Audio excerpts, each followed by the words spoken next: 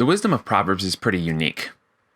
As you look back at the wisdom that had been written pre-Solomon's time, much of it was focused on actions. Here's what you do, here's what you don't do, and here are the outcomes that happen from either doing or not doing those things.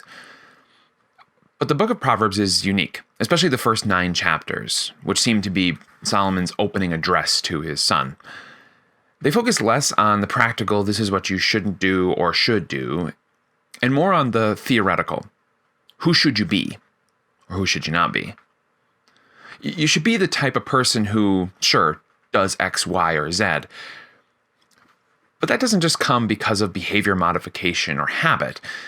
It comes from a deep-seated character change. That's why the first part of the book of Proverbs is so concerned with the fear of the Lord being the beginning of wisdom. It says that the way you're actually going to fundamentally change into a truly wise person is not just by imbibing a whole bunch of really pithy sayings, although that might get you some way down the path. It's going to be a complete heart change. A complete change to say, I fear God more than I fear anything else. In many ways, you could take that phrase, and if you just meditated on that, you wouldn't need much of what the Proverbs says to you specifically written out. What's the fear of the Lord?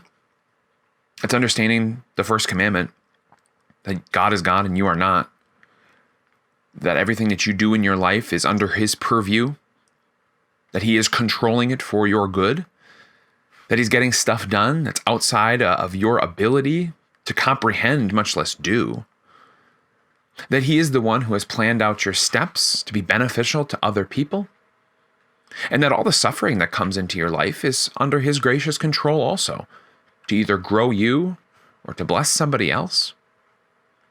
The fear of the Lord is essentially saying, whatever it is in my life that's giving me trepidation, whatever's bothering me, whatever's getting under my skin, it's nothing compared to God. I mean, God could blow that thing out of the water in a second. And then, instead of thinking, so I should ask God to do that for me, to think, I should think more of God.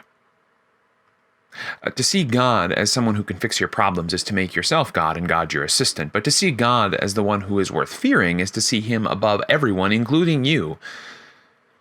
When you realize that you are not your own, first of all, because you were created by God, but then second of all, because you are bought at a price, the blood of Jesus, you can step back and say wisdom is, in fact, not thinking that I am wise, but thinking that God is wise. And that to the extent to which I fall in line with what God is already doing and already has said, I'll be wise. It's not about what you do, as much as it's about who you are. So do you fear God? Do you look to God as the defining factor of who you are? Until you do, you won't be able to understand wisdom, because the fear of the Lord is the beginning of wisdom. We'll catch you next time.